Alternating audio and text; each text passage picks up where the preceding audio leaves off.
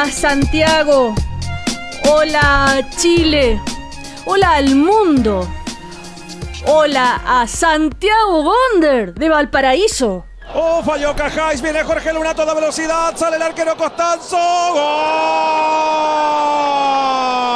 Hasta que le salió a Luna en la cuarta, ¡gol!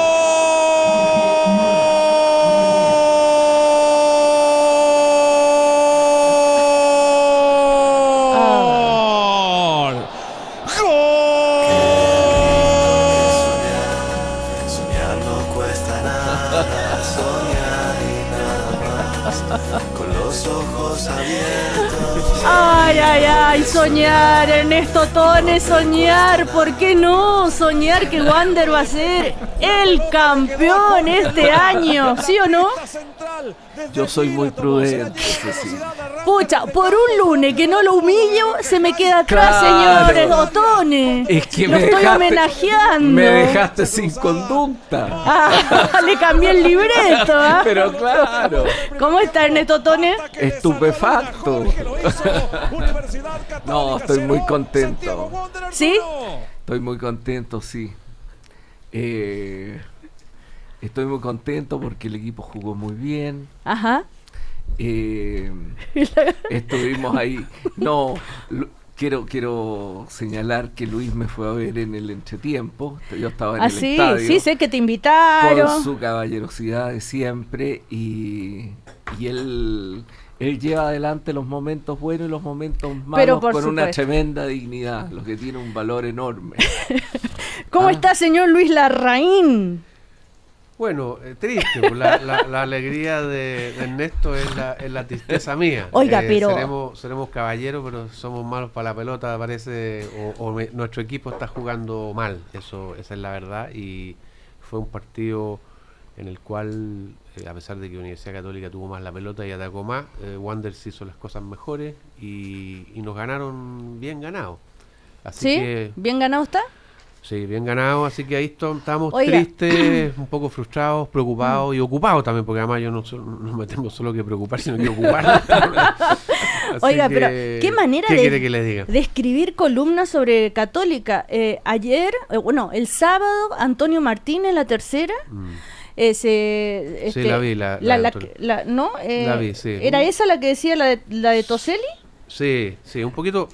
Yo la encontré un poquito fuerte la columna de Antonio porque él le achaca a los dirigentes de Católica y si hay una cosa que nosotros podemos haber hecho mal las cosas, pero hay una cosa que no vamos a hacer nunca como dirigentes, que es hacer el equipo, ¿no? O sea, nosotros no decimos qué jugador juega y qué jugador no juega. Y la columna de Antonio partía de la base, digamos, de que éramos nosotros los que decidíamos quién estaba jugando en una determinada posición, lo que no me parece fair play, digamos, de parte de él. Yo lo quiero decir claramente. Nosotros podemos equivocarnos muchas veces, pero nosotros no hacemos el equipo. Nosotros no decimos, este juega acá y este otro juega allá. Pero Luis, ustedes sí deciden el director técnico. Así es. Y ahí él sigue firme. Bueno, él está ahí, sí, claro. Nosotros estamos con mucha frustración en nuestra hinchada, con malos resultados hasta el momento, pero estamos empezando el campeonato. Yo creo que no es una buena política cambiar de caballo en la mitad de la travesía de un río, así que ahí estamos, aguantando. Muy bien, aguante Luis Larraín, aguante la Católica, aguante la Unión Española, porque... Ay, Patricio Zapata. Pero no es tan grave, me dijeron que Colo-Colo le gane a Unión Española, que es como lógico. Por favor. Está incisivo, qué buena. O sea, que no era así como... que Bajé no es como, del columpio, quiero decir que no es como esta especie de no sé, de epifanía, de no sé qué, claro, que el Wander le haya ganado a la Católica, pero que el Colo-Colo le gane a la Unión Española hasta dentro de... Está mudo, Patricio Zapata. Pero hable es que algo. está sorprendido porque... Las últimas 2 veces que fuimos al Monumental habíamos ganado. Así que tampoco es tan... Sí, no está bien la información, ¿no? Pero fíjate, en todo caso, Cecilia, ganó bien Colo-Colo, sí. y Paredes jugó a un súper buen nivel. Lo estaba mirando Sampaoli. Pero esto no es por consuelo ni nada. mi experiencia es que cuando van 5 fechas de un campeonato que tiene 17, hay que ser súper moderado, tanto cuando uno está mal o perdiendo, y en este sentido yo creo que Luis, por ejemplo, que la Católica ha perdido un par de partidos, no debiera desesperar y tampoco confiarse porque uno va adelante. En 5 o 6 no lo digo lo digo en general. No, eso, el Wander y Otone, por eso le puse esa canción de Kevin Johansen que fui al concierto y me acordaba, soñar no cuesta nada. Qué lindo que es soñar. Es bonito soñar. Claro, ¿cierto? Sí. Es bonito soñar, pero Tanto que Ernesto sigue con los fonos puestos. Sí, porque a ver si lo dan de nuevo. No lo vamos a dar de nuevo. Si le pasan otro gol. No, claro. No hay caso. Además hubo uno solo, así que no. Sí. No. Oiga. Podrían haber habido más. Oiga, señor Otone, qué impresión. Lo vi anoche para que vean que yo hago la pega. Me puse, me digo, no, yo tengo que ver el gol de Wander. Y lo vi, ese argentino corría más rápido que el correcamino. Claro, gran jugador. Luna. No sé ni cómo, no me acuerdo cómo se llama. Yo lo único que me acuerdo que era argentino. Luna, argentino, 1,68 m, chiquitito. Un jugador hábil que juega muy bien. Rápido, sí. No, por fin se ha hecho una muy buena contratación. Yo no lo vi porque como habíamos perdido antes, cuando la Unión pierde, yo me desconecto del fútbol, no veo la noticia. Apaga la televisión, bota. Yo me dediqué a pintar, mi señora tenía que hacer un mapa para el colegio y hallé ahí paz espiritual pintando un mapa de ¿Y lo Chile pintó de rojo? durante el resto de la tarde, rojo, azul. No, pero en serio, me quedó muy bonito y encontré que era una manera de botar las tensiones. Oiga, es tan famoso este espacio de comentario de fútbol de los lunes que me enviaron de Editorial Forja estos libros que se los regale a ustedes, que se llama Fuera de Juego, breves crónicas del fútbol chileno. Ahí están, ¿no? Y es un Fuera de Juego, libro basado en datos de los medios de prensa, una recopilación de 5 años con datos obtenidos, en fin, por toda un tema de reporteo, de investigación. Gracias, el autor es Cristian Venega. Bueno, ahí está. Las gracias a Cristian, entonces. Sí. Y a editorial Forja, ¿ya? Sí. Ahora, yo no lo alcancé a revisar, quería ver si había algún capítulo dedicado a Wander, alguna anécdota, no sé, porque, oye, y además ayer supieron que hace 40 años que no había 31 grados en un mes de agosto. Sí, claro. Y hoy día de nuevo. Sí, pero ayer, viste, era eso, era el día de las excepciones. ¿No es cierto? Bueno. Encontró la forma de humillarme en la victoria. Ya está llegando al límite. Increíble. Bueno, el primer café, Cecilia, entonces, en cambio, yo estaba ayer con un grupo de amigos banderinos, estaba Domínguez, de ahí de la dirección técnica, estaba nuestro historiador de la vida en verde, y todos te mandaron muchos cariños. Pero claro, pues mandaron muchos cariños y diciendo que ¿viste? Me quieren igual. Claro. Porque tienen sentido del humor. Nos azota, nos pega, pero la queremos. Bueno, el primer café que como cada mañana está acompañado por la Universidad Alberto Hurtado. El actual proyecto de reforma procesal civil en Chile pone en discusión cómo se exponen y valoran las pruebas en un juicio. ¿Todo vale para alcanzar la verdad? ¿Qué pruebas deberían incluirse y cuáles no? Estas son algunas preguntas que abordará hoy en la Universidad Alberto Hurtado el destacado profesor Denis Salomón. Cambia el mundo, Universidad Alberto Hurtado.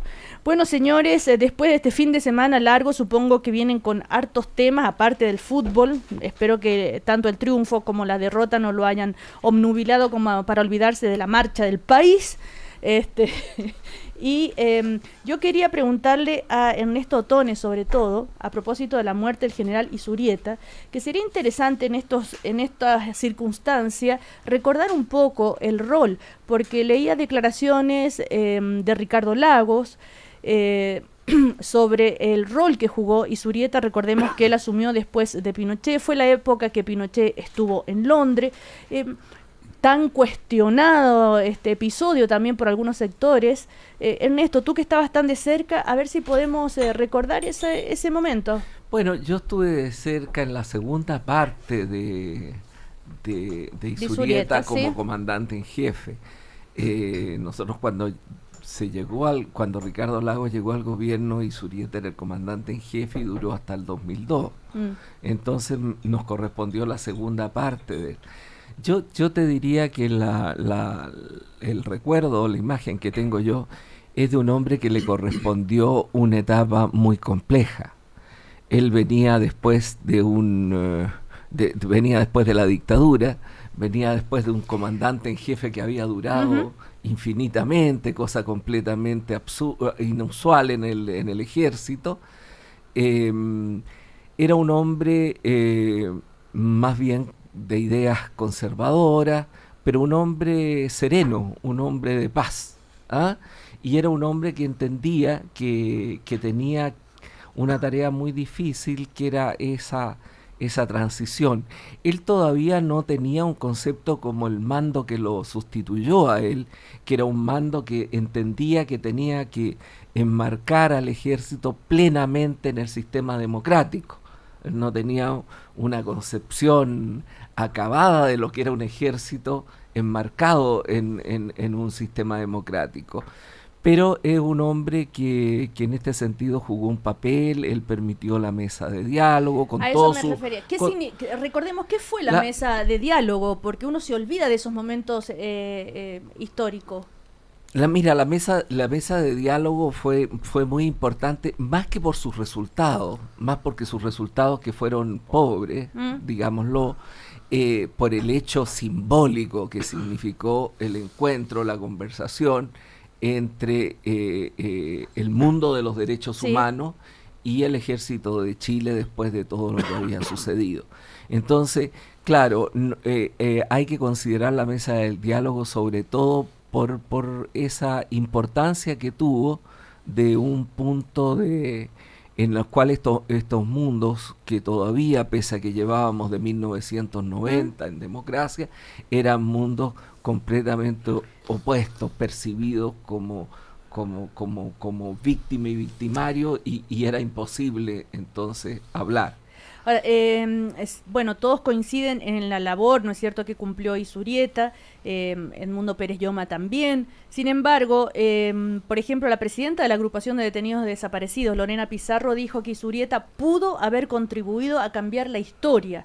No obstante, ayudó a mantener el pacto de silencio que hasta hoy existe entre los miembros de las instituciones armadas. De la misma manera, el presidente del Partido Socialista, Osvaldo Andrade, dijo que, bueno, lamentó la muerte, por supuesto, dijo, pero que era la oportunidad tal vez de una reflexión respecto a aquella información que todavía tiene y no ha entregado el ejército. ¿Algo que decir al respecto? Patricio, Luis, Ernesto. A ver, Luis Larraín. Yo creo que Ricardo Izurrieta cumplió con el mandato que tenía, digamos, muy difícil de reemplazar al general Pinochet como comandante en jefe del ejército en democracia. Siempre puede haber apreciaciones respecto a cuánto hizo, cuánto no hizo, etcétera, pero eso entra dentro de una apreciación más general respecto a lo que fue la transición chilena, una transición que, pese a que hay gente insatisfecha porque no se ha logrado establecer justicia en muchos casos de atropello de los derechos humanos, es, creo yo, en general una transición que cumplió sus objetivos, que es pacificar al país. Por supuesto que hay gente que puede estar descontenta. Está esta frase de don Patricio Aylwin cuando habló de la justicia en la medida de lo posible, que yo creo que es una frase que a algunos no les gusta, pero que en definitiva es una frase muy sabia, porque eso es la vida. Y bueno, cuando uno mira el mundo, cuando mira los conflictos de este tipo que ha habido, enfrentamientos, uno se da cuenta de que no todos los países al final logran una transición relativamente pacífica a la democracia. Y bueno, hay muchos casos. Tenemos el caso de España, tenemos una guerra civil que tuvo más de 1 millón de muertos. Tanto fue el trauma que provocó eso, que después de eso hubo prácticamente total impunidad respecto a todo lo que sucedió durante el gobierno de Franco. Y que ahora volvió, ¿no? Claro, ahora vuelve, pero vuelve... Hace 2-3 años que empezó de nuevo exactamente. El tema. Pero entonces uno puede ir en un péndulo, digamos, en muchas situaciones. Y obviamente que para alguien, yo entiendo la posición de alguien que que tiene un familiar que sufrió y que fue víctima y que no tiene una respuesta total. Esa es una situación particular que es muy explicable, pero si uno hace una apreciación global de lo que sucedió y en particular de lo que hizo en su cargo el general Ricardo Izurrieta, creo que contribuyó en definitiva a una transición pacífica en Chile. Patricio Zapata. A ver, mira, yo creo que tienen mucha razón los que reclaman por la falta de cooperación que hubo desde las Fuerzas Armadas en contribuir a saber qué había pasado con muchas personas detenidas desaparecidas. Hay que recordar que el informe Rettig es del año 1991 y tuvieron que pasar más de 10 o 12 años para que los tribunales, con enorme dificultad y venciendo un tropiezo tras otro, un obstáculo tras otro, empezaran a desentrañar una red de responsabilidades. Y hasta el día de hoy seguimos cada cierto tiempo conociendo de condenas. Y yo creo que para la historia va a quedar que desde el ejército, desde las Fuerzas Armadas, en un primer momento hubo negación total. Cuando salió el informe Rettig hubo negación, se negaron los hechos. Y luego hubo muy poca cooperación. Y en ese sentido el periodo del general Izurrieta es un periodo donde es cierto, él asumió un tono, un discurso que era muy preferible al tono agresivo e insolente del general Pinochet. En ese sentido el general Izurrieta fue un caballero, y en ese sentido uno podría decir que contribuyó a las relaciones civilizadas entre el poder civil y el poder militar. Pero yo diría que va a ser después de Izurrieta en que vamos a empezar a observar gestos concretos. Yo pienso en el general Cheire, por ejemplo, donde uno ve un ejército que se compromete con el nunca más y que asume posiciones más claras. Siempre se podrá discutir cuánto margen tenía en 1998-99 el general Izurrieta, estando vivo el general Pinochet, y eso podrá servir para hacer las consideraciones y las atenuantes, ¿eh? Pero a mí en lo personal me parece que esa es una etapa todavía negativa en la vida del ejército, que estaba haciendo todavía el tránsito hacia momentos mucho mejores. Uno a veces esa es mi impresión. Se olvida de momentos, de imágenes. No sé si se olvida, pero en estas circunstancias es bueno a veces hacer memoria. El regreso de Pinochet de Londres, que todavía es motivo de mucha discusión y polémica, cuando se baja del avión y camina. Sí. Y tan cuestionado el rol de Insulza, todo lo demás. Ernesto... No, mira, ese es un momento muy... Tú estabas... estábamos asumiendo el gobierno, todavía no habíamos asumido el gobierno. Claro.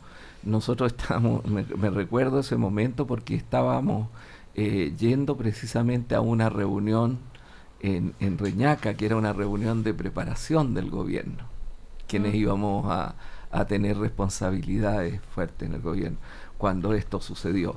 Y entonces yo lo que quiero señalar, ese fue un momento muy desgraciado, porque la llegada de Pinochet y la recepción con fanfarrias de Pinochet mostraba toda esta situación de tránsito que se vivía, en donde Izurrieta era distinto, pero de otra parte sentía que tenía que tener una lealtad hacia el ex dictador. Entonces también eso fue incorrecto. Fue incorrecto lo del servilletazo, fueron incorrectas muchas cosas. Todavía no se había llegado ¿Lo a del servilletazo? ¿Qué fue eso? El servilletazo, ¿te acuerdas tú? No. Cuando se reunieron los comandantes en jefe en un restaurante y salió. ¿Ya?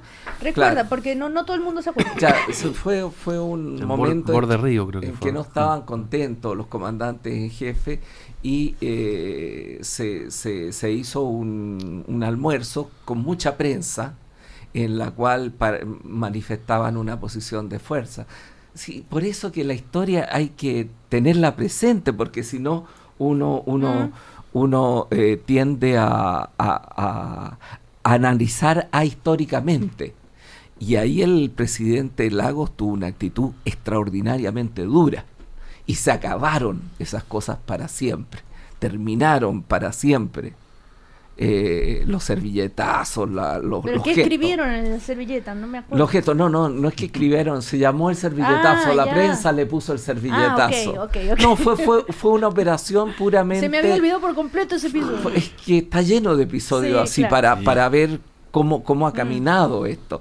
Entonces hubo momentos así, pero de otra parte, Izurieta es un hombre con el cual, cuando el presidente lo llamó a terreno, es un hombre que respondió con la obediencia al poder civil.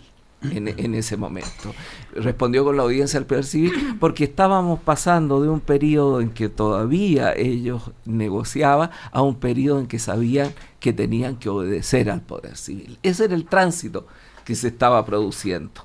Entonces, ha sido una cosa muy importante, Cecilia, y yo quiero algo que han señalado tanto Luis como Patricio, señalar que cuando yo estudio la situación de transiciones a la democracia en otros países, fíjate que lo de Chile, en Chile están todos los casos abiertos. Hay algunos que tenían la esperanza, y eso es también del periodo de Izurieta, de poner un punto final. Ese punto final no existe en la historia. No existe en la historia, reaparece. Y fíjate que Uruguay, que puso un punto final a través de un plebiscito que hizo, está apareciendo. Brasil, que puso una suerte de que aquí no pasa nada, está apareciendo.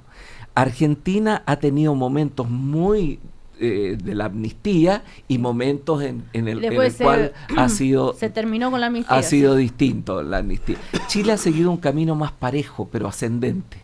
Y hoy día nosotros tenemos todavía un montón de juicios abiertos y un montón de gente que está pagando por sus crímenes. Entonces, miremos también la transición chilena en todos sus límites, pero en todos sus méritos también. Bueno, otro tema que me imagino van a comentar es la encuesta CEP, porque fue el feriado y no tuvimos la oportunidad de comentarlo. Uno de los temas más cuestionados, por supuesto, tiene que ver con la educación. Se ha dicho que depende de que también le han echado la culpa a las preguntas.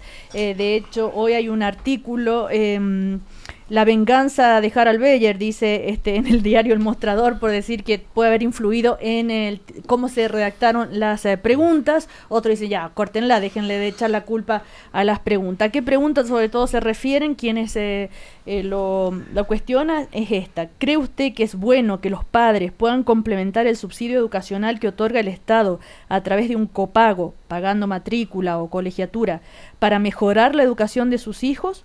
¿O usted cree que esto debiera estar prohibido? Ya, esa es la pregunta y ahí sale que el 52% dice que es bueno que los padres puedan complementar el subsidio. Luis Larraín. Sí, a ver, dos cosas. Primero, es frecuente que cuando vienen malas noticias se culpe al mensajero. Yo creo que la encuesta CEP ha sido criticada algunas veces desde distintos lados, de distintos sectores, dependiendo un poco lo que dice. Como en general la encuesta CEP en política ha tendido a reflejar una cierta supremacía de la centroizquierda sobre la centroderecha. Han sido más las críticas que han venido desde la centroderecha que desde la centroizquierda hacia la encuesta CEP. Como en este caso, en el bloque de preguntas sobre temas sociales, no así en el bloque de preguntas sobre temas políticos, las posiciones de la nueva mayoría salen un poquito abolladas o rasguñadas, digamos. Entonces las críticas vienen de allí. Pero para hacer justicia, por ejemplo, la pregunta que tú leíste recién es una pregunta que es la misma pregunta que estaba en la encuesta CEP anterior y la anterior también, cuando Harald Beyer no era... ¿Es la misma director del CEP? Sí. La única pregunta que tuvo algún cambio es una que se refiere al lucro, donde se trató Se trató como de precisar qué es lo que la gente entiende por lucro. Y no entiende. Y algunos dijeron que era ganancia, otros dijeron que era ganancia excesiva, etcétera. Pero esa es la única pregunta que tuvo algún cambio. Pero mira, estas otras preguntas, Cecilia, son preguntas que venían en las encuestas anteriores del CEP, de manera que no se le puede atribuir a Harald Beyer, digamos, que porque claro, él, pero yo entonces se hace esta conexión con que él fue ministro de Educación. No, pero ¿por qué entonces la gente que ha opinado sobre, en particular sobre esa pregunta que acabo de leer, está desinformada? Yo no, la verdad es que yo no tuve lo que pasa el profesionalismo de mirar las preguntas de la encuesta anterior, pero esa es la pregunta que actual que más han criticado y en la cual se han basado. Pero se han criticado, pero como te digo, esa pregunta existía antes, te fijas tú. Entonces, desde ese punto de vista, creo que la crítica es absolutamente injusta y una suerte de crítica ad hominem, diciendo, como es Harald Beyer el director, entonces lo está sesgando. Claro. No, porque cuando él no era el director, también estaba esta pregunta, te fijas tú. Y lo que yo creo que refleja. ¿Por qué se hizo esa pregunta? ¿Ya estaba el tema de la reforma educacional? Acuérdate que estamos desde el año 2011 discutiendo, y desde antes también, digamos. Y el copago ha estado puesto en tela de juicio. De manera que yo creo que al final, mira, tú hiciste una pregunta el lunes pasado que yo me acuerdo, respecto a una columna de Carlos Peña, que tú nos preguntaste qué opinábamos nosotros de la columna de Carlos Peña. ¿Y qué es lo que decía Carlos Peña? Carlos Peña decía que el gobierno había cometido un error. Y ese error era creer que las demandas del movimiento estudiantil y de los líderes del movimiento estudiantil era de toda la sociedad. Y que no era así, sino que solamente era una parte de esas demandas de la sociedad. Yo creo que eso es lo que refleja la encuesta 6. Ahora, ¿uno gobierna por encuesta o por convicciones, Patricio Zapata? Antes de responderte eso, déjame detenerme en el tema de la encuesta CEP. Yo creo que uno siempre puede discutir la forma en que se hacen las preguntas.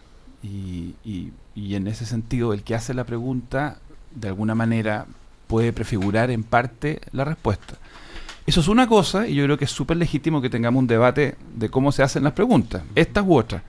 Pero lo que no me parece bueno es que, por lo menos yo no quiero hacerlo, es sumarme al ataque a una institución que, por lo menos en lo que a mí respecta, sigue teniendo credibilidad en materia de estudios de opinión.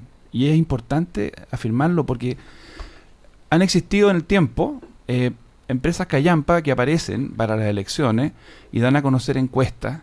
Hay casos clásicos, digamos, en la época del plebiscito del 88. Y yo creo que existe una institución que lleva 25 años haciendo encuestas, con un trabajo donde la metodología, yo no soy experto en encuestas, pero una metodología que tiene un alto grado de seriedad en términos de cómo entrega la base de datos, está disponible, ¿no es cierto? Hay un cara a cara, lo que le da una cierta fidelidad especial. Entonces yo por lo menos creo que no es bueno cuando existe una institución que tiene esta trayectoria, porque a uno no le gusta un resultado, decir está todo mal. Harald Beyer va a tener que tener extraordinario cuidado en su gestión como director del CEP para dejar en claro que él no está actuando sobre la base de lo que fue su situación como ministro de Educación. Va a estar siempre esa sospecha y va a depender de él que el trabajo del Centro de Estudios Públicos se mantenga en el nivel en que estaba antes. Ahora, Cecilia, tú hiciste una pregunta. Uno gobierna sobre sus convicciones. Las convicciones son lo que tienen que guiarte. Ahora, si uno es demócrata, uno va a prestarle atención a lo que piensa la comunidad. No para doblarse y renunciar a lo que uno cree como principal, pero sí para saber escuchar. Ahí está el equilibrio. Mis convicciones morales, mis convicciones políticas, a las que no puedo renunciar, pero la capacidad de escuchar. Y en ese sentido las encuestas son un indicador. Y hay que escucharlas, hay que ver lo que dicen para ver de qué manera ellas van condicionando tu ejecución. Seguimos, la producción me dice, en las últimas 2 encuestas no estaba esa pregunta porque tal vez era época de elecciones. Seguimos buscando para atrás, para ser rigurosos periodísticamente. Ernesto Tone, muy cortito que nos vamos a comercial. No, mira, yo quiero señalar lo siguiente. Yo algo conozco de encuestas profesionalmente también. Y quiero señalar que primero, dejemos a Harald Beyer tranquilo, una persona seria. El CEP tiene series muy antiguas, es una institución que tiene importancia en la medición y no embarremos los instrumentos que tenemos de medición del país. Nos hace daño a todos. Nos hace daño a todos. Tercero, efectivamente en las preguntas hay que tener muy en cuenta las palabras que uno usa, porque hay palabras que generan inducción, y cuando tú pones la palabra prohibido es una cosa donde hay un rechazo por parte de la gente. A la gente no le gusta que le prohíban nada, entonces frente al prohibido sale una reacción en contra. Entonces tú puedes formularla, tú siempre tienes que evitar los sesgos, pero además eso, si te dicen que si es para que tengas claro, mejor la educación de sus hijos... por eso tú puedes diseñar las dos posibilidades de mejor manera. Eso es real. Entonces, pero eso pasa ahora, en todas las encuestas, que tú tienes que ser muy cuidadoso cómo atrapas la realidad. Ahora, hay otras preguntas. ¿Está usted de acuerdo o en desacuerdo con que el copago genera más compromiso de los padres con la educación de sus hijos? La mayoría dice que sí, 55%. Y también llama la atención, ¿le gusta la idea de una educación pública? O cuando es la pregunta, ¿a qué preferiría? Si escuela o liceo, Sí. dice, ¿le gusta la idea de una educación pública? 50% dice que sí, en la medida que sea buena, me imagino. Claro, por eso no todas las respuestas además son parejas. Las respuestas tienen una cierta tensión entre sí. Entonces, digamos, había posibilidades de hacer mejor esas preguntas, yo estoy de acuerdo, y atrapar mejor la realidad, y seguramente daría una respuesta más compleja.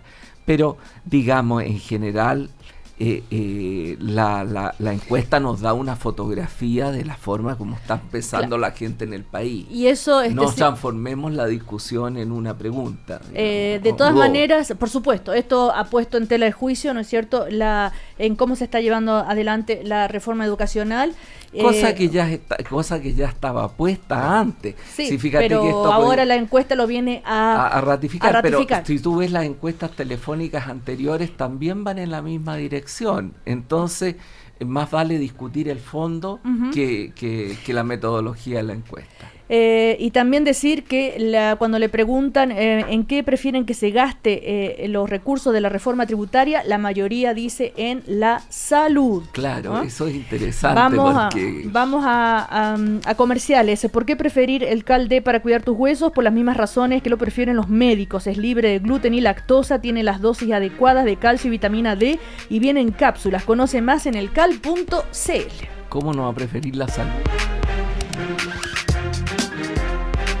Seguimos en el primer café, estamos con el Cal-D. No solo cuidas tus huesos hoy para estar bien mañana, también cuidas los de tus hijos, de tu marido, de tu mamá, porque el Cal tiene una presentación para cada etapa de la vida. Conoce más en elcal.cl. Bueno, ¿qué habíamos quedado? En la encuesta CEP. Habíamos quedado que me ibas a hacer una pregunta. Lo de salud. Pero no sé cuál. Lo de salud también. Yo me fui con eso. No, es que yo quiero hablar por eso.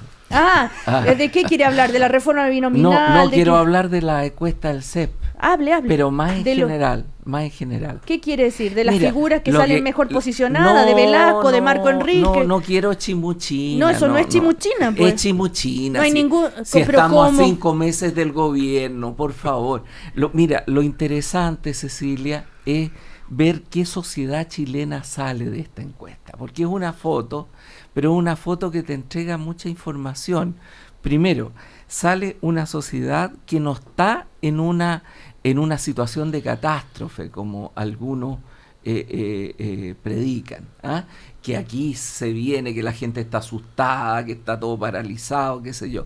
Mira, la visión sobre la situación económica, la visión sobre el futuro, es una situación más bien de que las cosas no van a cambiar o van a cambiar poco. Es una sociedad bastante sensata. Fíjate tú en la respuesta sobre el aborto, sobre el liberalismo de la sociedad.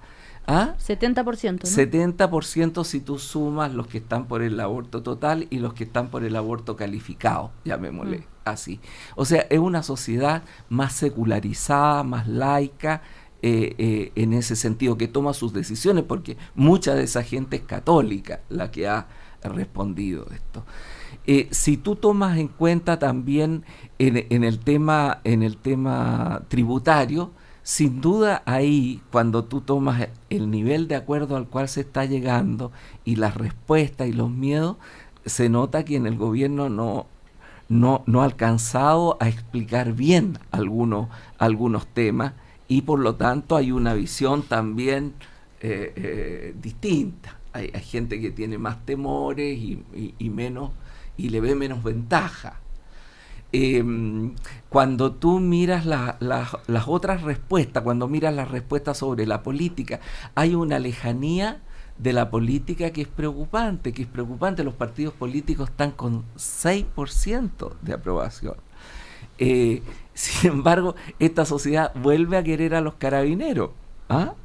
Yo no creo que haya otra sociedad en el mundo donde la policía saque el primer lugar en confiabilidad de instituciones. En América Latina no existe, debe estar en las últimas. Y así se nota la caída de la Iglesia Católica por los hechos que hemos conocido. Se nota el Ejército mantiene una buena calificación. Las radios, fíjate, las radios están por sobre la televisión. Una vez más. Siempre. Sin embargo, ¿en serio? la prensa escrita muy lejos, muy mal. Sí, y la gente parece, dice que se informa sobre todo por la televisión. Entonces, yo digo, en vez de hacer un análisis de las puras cosas que le interesan a la pelotera, veamos lo que nos entrega esta encuesta. Nos entrega un deseo de que se llegue a acuerdo, no desconociendo a la mayoría, pero prefiere acuerdo. Entonces es una sociedad bastante sensata. No es que la sociedad era revolucionaria en el 2011 y se volvió conservadora ahora. No era revolucionaria en el 2011 y no es conservadora ahora. Es una sociedad Luis Larraín, con un sentido de los acuerdos, de ir avanzando, partidaria de los cambios, pero cuidadosa de que esos cambios no tengan efectos negativos. Sí, yo sobre el tema de la encuesta CEP, a mí me llama bastante la atención y no sé exactamente cómo interpretarla, la pregunta respecto a en qué se deben utilizar los recursos de la reforma tributaria, porque una mayoría muy importante, más del 50%, dice que en salud. Pide salud. Claro. Y solamente un 20 y tanto por ciento dice educación. Entonces, ahí hay como varias interpretaciones posibles. Una sería que la manera como está encaminado el tema de educación hasta ahora, en el sentido de que han aumentado algo las ayudas estudiantiles y todo lo demás, ha satisfecho parte de la demanda que tenía la gente por eso. La otra es que simplemente una cosa como más psicológica, así como que ya está descontado, o sea que se va a arreglar, claro, el tema de educación. Y falta la cosa que vemos que no es tan fácil, digamos, pero la gente dice ya, ok, está tiqueado este problema de la educación y ahora viene la salud. Pero una cosa un poquito voluntarista, porque sabemos que la cantidad de recursos que se requieren en educación y la complejidad de la gestión que hay que hacer en educación es muy alta y por lo tanto no parece que esté tan tiqueado el problema de la educación, pero psicológicamente la gente podría estar diciendo, ¿sabe qué más? Ya la educación está encaminada por lo menos y ahora viene lo de la salud.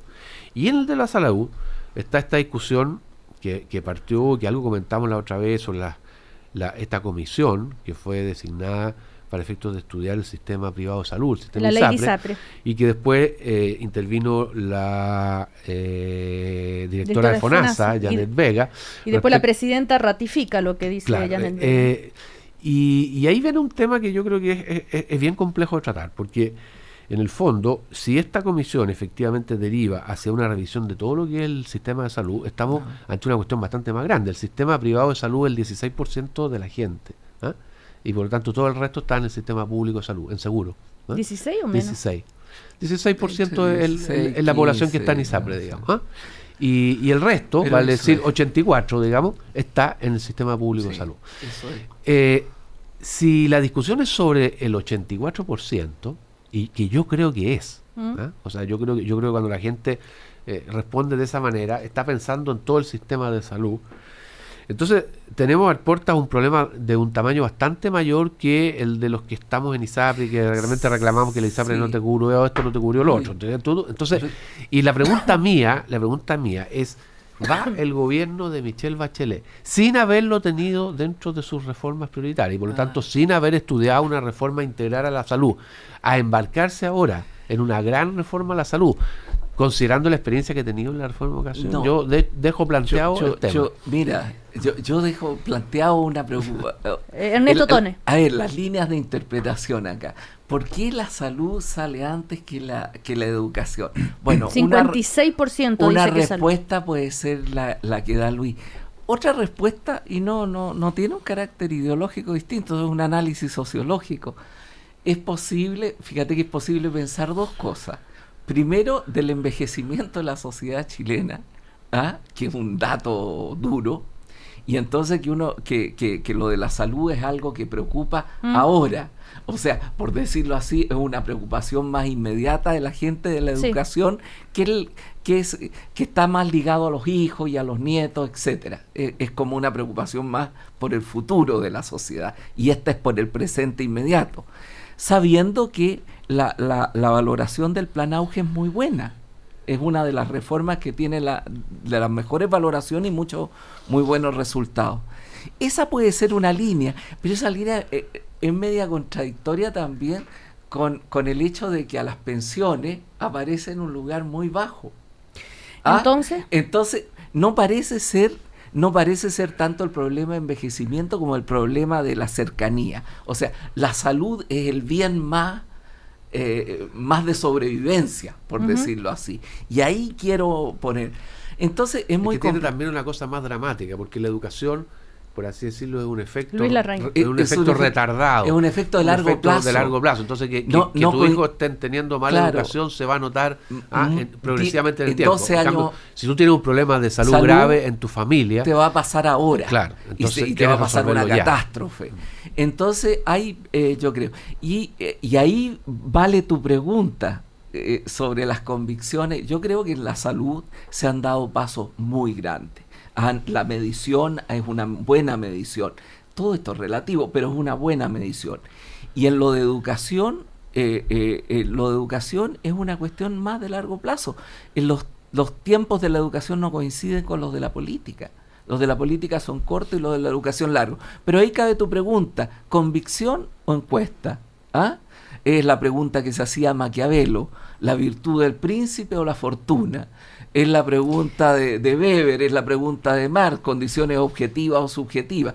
En fin, yo creo que el gobierno tiene que seguir ayudando en el sistema de salud a que se siga produciendo, pero tiene que seguir en el tema educacional, en el tema de largo plazo. Patricio Zapata. Un poco en la misma línea. Yo creo que si uno hace un recuento de los últimos 25 años sobre lo que han sido o son las prioridades o urgencias de las personas, salud y seguridad ciudadana han estado siempre en el primer y segundo lugar durante estos 25 años de democracia. Ahora, esas son cuestiones que hay que atender, hay que atacar. Pero esto es, Patricio, sobre en qué vas a invertir el dinero. Pero es que ese es el punto, a eso va. El tema de educación no es algo que naturalmente se instale. Yo siento que educación se colocó en el centro de la agenda porque hubo un conjunto importante de personas que hicieron un esfuerzo de movilización social y política por llamar la atención de la sociedad. Yo no soy de los que piensa que el problema era solamente un tema del pago. Eso es parte del problema, que las familias tenían dificultad para pagar la deuda y la mochila de los cabros, de los estudiantes. Yo creo que lo que se logró el 2006 y después el 2011 fue llamar la atención de la sociedad sobre un problema bastante más de fondo. Cómo la educación chilena estaba contribuyendo o no a que seamos el país que queremos ser. Es una cuestión más de fondo, no es de urgencia, no es algo tangible, no es algo que tú ves todos los días, es algo sobre lo cual tienes que reflexionar, tienes que pensar, y como lo estábamos conversando, algo en que tú sabes que si lo empiezas a atacar, los frutos empiezan a producirse en 5 o 10 años más. A mí me parece fantástico que como país hayamos tenido la capacidad en el último tiempo no solamente de mirar las urgencias que cotidianamente nos golpean, salud, seguridad ciudadana, los sueldos, sino que nos hayamos dado la oportunidad de pensar en esas cosas más de fondo. El cambio en educación y el cambio político, que no son cosas urgentes, no son cosas que las personas sientan todos los días, son muy importantes, hacen diferencia, hacen que el país en su conjunto sea un mejor país, un país que puede con más igualdad, con más integración, con más inclusión, abordar mejor los temas de salud, los temas de seguridad ciudadana. Entonces, a mí no me parece contradictorio que una misma persona diga: yo pienso que la urgencia hoy día es mi problema cuando voy a la consulta, cuando voy a la posta y no veo que haya camas. Y por tanto el gobierno tiene que ocupar especialistas. Exactamente. No, pero que también esa misma persona mira la lista de enfermedades que antes eran catastróficas y hoy día se atienden. No, es que no puede haber desconsideración por los resultados. Por supuesto, pero no puede haber desconsideración por los resultados. Luis Larraín tuvo un problema de salud en su familia. Si él no tuviera los medios económicos o los medios de la salud privada, ¿qué hubiera pasado, Luis Larraín? Claro, yo tuve un problema de salud de un familiar que tenía una insuficiencia renal crónica, pero te advierto que eso está cubierto por el auge. Por el auge. Y en el caso y yo tengo amigos que se han atendido por el auge, sí, y que hace 10 años se hubieran muerto. En el caso mío, yo además tuve la suerte de que la ISAPRE a la que él estaba afiliado le cubrió íntegramente, entonces yo no tuve que pagar. Ahora, no toda la gente tiene esa oportunidad, pero sí tiene la oportunidad del auge. Y la oportunidad del auge trata la insuficiencia renal crónica. Probablemente con menos, porque una de las garantías es la famosa garantía de oportunidad, con menos oportunidad que lo que hacen los seguros privados. Pero la trata, está considerada dentro de las garantías. Ahora, el auge, tal como fue diseñado, que yo creo que tiene un diseño que es razonable desde el punto de vista de lo que son las necesidades de salud de este país, también siempre contempló una gradualidad en cuanto a cuáles eran las enfermedades que iban siendo incorporadas al auge, que también estaba relacionado con el tema de la morbilidad, claro, del análisis de morbilidad del país. Ahora, la prevalencia. Mira, ahora, yo a mi juicio, el grave problema de salud, y esto creo que es una cosa que no sé cómo la va a afrontar el gobierno de la nueva mayoría, de verdad. El grave problema del sector público de salud es de gestión. Es de gestión. Y porque tú puedes incluso tener los recursos por la vía de una reforma tributaria y aumentar los recursos para la salud. Pero ¿quién te asegura que el doctor que tiene que estar a cargo del hospital? En el hospital, en el horario que supone que va a estar? Hoy día nadie te lo asegura. Hoy día el régimen de, por así decirlo, laboral en el sector público de salud es un régimen que no garantiza que haya una gestión eficiente. Entonces, ¿cómo se va a resolver eso? Eso yo quiero ver. Yo creo que hay que mejorar mucho, pero yo te aseguro que tal como veo casos en que esto funciona mal, en que puedan haber problemas de gestión, te aseguro que en el servicio público también hay mucha dedicación por parte de quienes atienden. Hay mucha dedicación, pero no hay recursos. No, se quejan que no tienen hay más recursos. Lo del auge ni gasa. Lo del auge, sí, siempre tú vas a encontrar eso, pero siempre, Cecilia, mis hijos viven en Francia. Yo veo cuando tienen que ir ellos están en el sistema de salud público. 3 meses se demoran en recibirlo. 3 meses. 3 meses. En Suecia se demoran 1 mes, 2 meses. En Inglaterra 1 mes, 2 meses. Sí. O sea, no hay un servicio público que sea un servicio público perfecto. En países que tienen una larga experiencia de un servicio público que funciona. Bueno. Entonces, lo que te digo no es que sea que diga todo anda bien, no. Hay muchas cosas que andan mal, pero que se ha hecho un esfuerzo, que se ha mejorado la salud pública, te lo aseguro porque conozco mucha gente que se atiende en salud pública y que hace 10, 15 años no hubiera podido sobrevivir. Bueno, en fin, uno tal vez conoce otras experiencias o ha tenido la oportunidad de conocer mucho y conversar mucho con doctores, con que ellos mismos te cuentan las grandes dificultades, los medicamentos, la gente que no tiene acceso, los grandes gastos. Cecilia, frente a lo que tú dices, yo te puedo decir, yo he conversado con otro doctor que han visto también un mejoramiento relativo. Tenemos que ir por una salud pública mejor. No te digo que no te expreso un desacuerdo. Lo que te digo es que relativamente eso ha mejorado, aunque la presión sobre eso siempre va a ser muy grande. Patricio Zapata, ¿usted quería hablar de la reforma binominal? No. ¿Qué? No, ¿sabes qué? Yo sé que esto lo comentaron la semana pasada, pero yo no podía dejar de hacer un pequeño comentario a propósito de Emilio Filippi, que falleció el martes pasado. Creador del diario La Época. Pero es que ¿sabes lo que pasa? Justamente ese punto, muy cortito, Cecilia.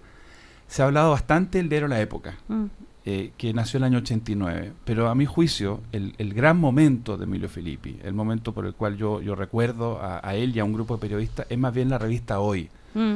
Haber sacado La Época del 89, 88, cuando estaba terminando la dictadura, fue importante, pero lo que representaba, y yo sé que muchos auditores se van a acordar, lo que representaba, yo en esa época era prácticamente un niño, cuando mi papá llegó en junio del 77 con el primer ejemplar de la revista Hoy.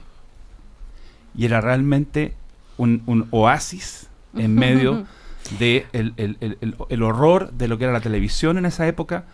Y poco después empecé a escuchar La Cooperativa. Entre La Cooperativa y la revista Hoy fue, para mí por lo menos, lo que me mantuvo con una capacidad de apertura, de conocer pensamiento crítico, y ahí estuvo Emilio Filippi con un grupo de periodistas bien notable. Pero interesante lo del diario La Época, porque tal vez el cierre del diario La Época, el símbolo mismo de cómo la Concertación no logró mantener un medio de comunicación distinto a lo de los grandes grupos. ¿Por qué? Es que en la sociedad actual, la Concertación o el Partido Comunista, los partidos no pueden pretender tener un medio. Yo no digo que el gobierno lo tenga, pero que nadie haya invertido. ¿Por qué Mercurio, La Tercera, y esa una gran queja de que no haya otros diarios? Porque es muy difícil armar un diario. Mira, hubo muchos intentos y no se logró. Se requiere una gran capacidad, primero, de una inversión inicial, y segundo, se requiere también una cosa que en Chile no existe, porque Chile es muy tribal en eso. Se requiere también que el avisador sea un avisador que esté dispuesto a exponerse, que sea más pluralista, etcétera.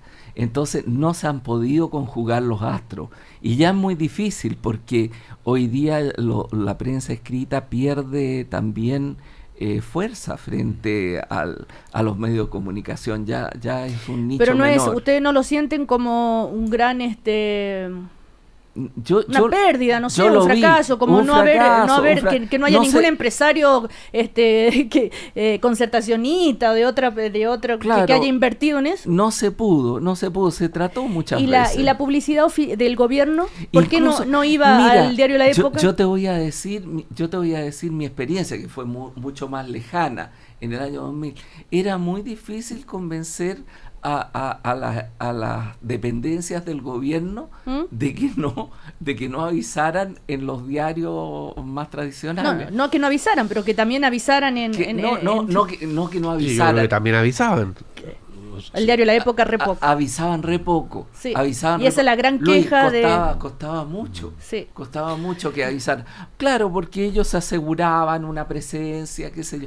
Pero por eso que te digo, es muy difícil que se conjuguen los astros. Y yo creo que crear diarios ahora es mucho más complejo que antes. Porque el nicho es más pequeño, pero la importancia también es menor, nos quedan 3 minutos. La reforma binominal, Patricio Zapata. En 3 minutos. En Zapata, 3 minutos. Usted todo la tiene que defender porque se vota. O sea, a ver, yo celebré muchísimo la semana pasada que la Cámara de Diputados finalmente haya aprobado el proyecto. Va a llegar al Senado. Yo estoy súper optimista de que vamos a tener para la próxima elección parlamentaria, el 2017, un sistema con más competencia. Un sistema que va a permitir que los partidos representen a la ciudadanía más por los votos de los ciudadanos que por los pactos, los blindajes, las cuotas y los arreglos de los secretarios generales. Un parlamento donde van a haber más mujeres, porque va a haber un porcentaje obligado a que los partidos presenten candidatas mujeres. Obviamente esto no es una panacea que va a resolver todos los problemas de Chile, para nada. Vamos a seguir teniendo problemas de representatividad, vamos a seguir teniendo problemas de participación, pero yo creo que vamos a tener la tranquilidad de que hicimos un cambio necesario a un sistema electoral que Yo quiero hacer que una era pregunta parte del a problema y Patricio. no era parte Luis de la Larraín. Yo voy a solución. hacer una pregunta a Patricio que conoce bien el tema. ¿Por qué hay ciertos distritos que, teniendo menos población en el norte de Chile, eligen más parlamentarios que otros distritos que tienen más población en el sur de Chile? Y resulta ser que estos distritos, coincidentemente, son distritos donde la nueva mayoría tiene una mejor votación en términos relativos. ¿No es eso un diseño ad hoc para favorecer a la nueva mayoría en el nuevo sistema electoral? ¿Me deja un minuto para la Sí. respuesta? No, no es un diseño a la medida, porque gente que trabaja en tu centro de estudio, gente de la UDI, ha hecho comparaciones históricas, y esas comparaciones históricas muestran que con este sistema electoral la nueva mayoría y la derecha habrían obtenido exactamente o casi exactamente los mismos porcentajes de diputados y senadores. Esto no fue hecho para favorecer un sector. Lo que sí es cierto es que se optó por asegurarle a cada zona del país un mínimo de 3 diputados, independientemente de la población que tenían. Eso significa que, por ejemplo, Aysén, que debiera tener un diputado de 155 por población, tiene 3 diputados. Eso significa que Punta Arenas tiene 3 diputados, que Arica tiene 3 diputados. Para mala suerte de la derecha, son lugares del país donde la derecha tiene poca votación. Ahora, eso no es culpa de lo que hacemos los distritajes. Fue para evitar que en Chile hubiera más distritos binominales, y por eso hay un piso de 3. Nunca más en Chile vamos a tener a un ciudadano que se vea enfrentado a esta cosa tan pobre que es 1 y 1 casi por secretaría. Va a haber proporcionalidad y van a haber ganadores y perdedores. Eso es lo que tú logras cuando tienes un mínimo de 3 diputados. Bueno, en todo caso, la presidenta Bachelet analiza en un ratito más la reforma binominal, recibe a gente de Amplitud, están todos ahí reunidos, ese es el tema del día. Y decir, por último, Luis Larraín, para que quede claro que la famosa pregunta de la CEP, lo que averiguamos, entonces noviembre y diciembre del 2012 no estaba, julio-agosto del 2013 tampoco, septiembre-octubre del 2013 tampoco, pero te prometo seguir para atrás y buscarla para el próximo lunes. Okay. Ernesto Tone, Luis Larraín, Patricio Zapata, muchísimas gracias, que les vaya muy bien y arriba el ánimo, señor Luis Larraín. Gracias, ¿Okay? Cecilia. Vamos, porque acuérdense que yo soy cruzada también. Ya, está bien. Arriba, aguante Católica. Ya. ¡Es cruzada! ¡Mira con la que salió! ¡Oh, Dios mío! Está bien, está bien. Pero Oh, sí, Dios. po, yo soy Lo cruzada. habías mantenido oculto. Pero durante bueno, mucho pero tiempo, ahora ¿eh? Yo que hay pensé que- que lo tuyo cruzado era la franja roja. También. Yo tengo Arriba. doble militancia. Así como, bueno, La como franja. el presidente Lago, Le PPD gusta y la franja. PS. Bueno, Bueno. vamos. Está bien, Cecilia Con la Rodríguez que con la fue a franja, salir. me parece. Que le Salió que vaya era muy bien. Juana de Arco. Chao.